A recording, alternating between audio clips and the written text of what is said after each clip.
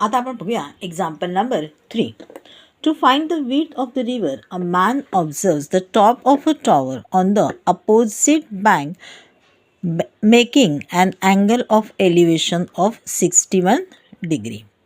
Man कुठे उभा आहे? एका ठिकाणी मॅन उभा आहे. आपण बघूया तो सी आहे. मध्ये काय आहे?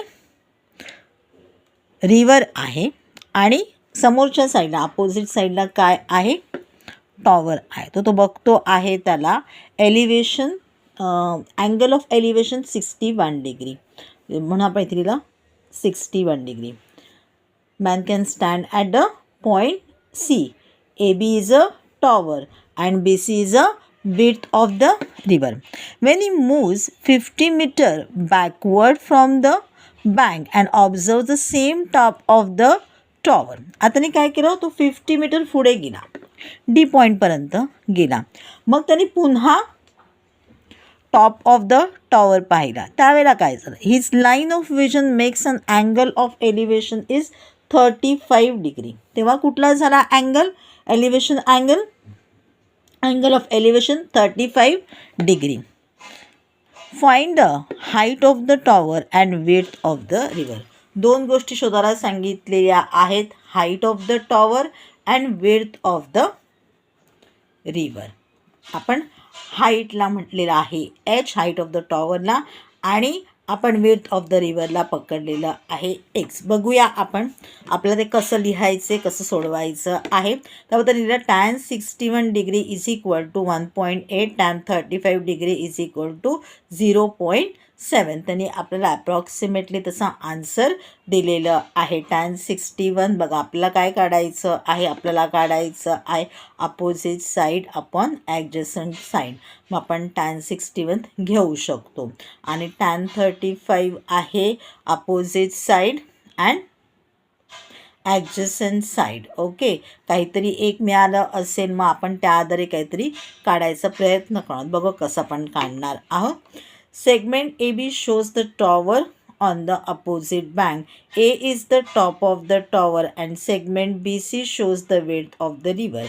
Let H be the height of the height of the tower and X be the width of the river. From figure, tan 61 degree is equal to H upon X. म्हटलं मी तुम्हाला tan is equal to काय आहे? Opposite side upon adjacent side. आपण लिहून घेतलं H upon X. आपला H किती दिलेला?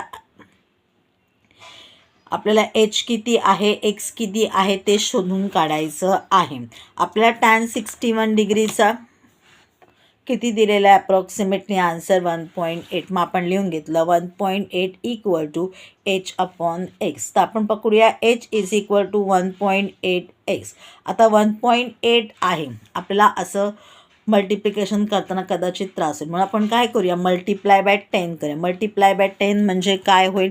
1.8चा काय होईल? Multiply by 10. इथे रिझन लिहून घेऊया. म्हणजे मग काय झालं? 10h is equal to 18x लिहिलेलं आहे, multiplying by 10.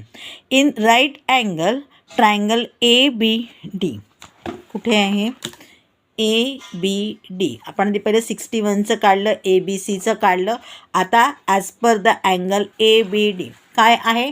tan 35 degree is equal to H upon X plus 50. खंडाने काय सांगितलं होतं? 50 मीटर तो बॅकवर्ड झालेला आहे, बॅकवर्ड फ्रॉम द बँक, म्हणजे X प्लस 50 येणार आहे आन्सर. आणि आपल्याला tan 35 किती दिलेला आहे? 0.7 दिलेला आहे. मग आपण भरून घेतलेला आहे 0.7 equal to H upon X plus 50.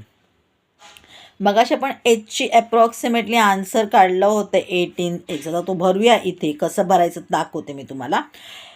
tan 35 is equal to H upon X plus 50. 0.7 is equal to H upon X plus 50. आता इथे पण 0.7 आहे, मग आपण लिहिलं H is equal to 0.7 X into X plus 50. आता हा 0.7 आहे.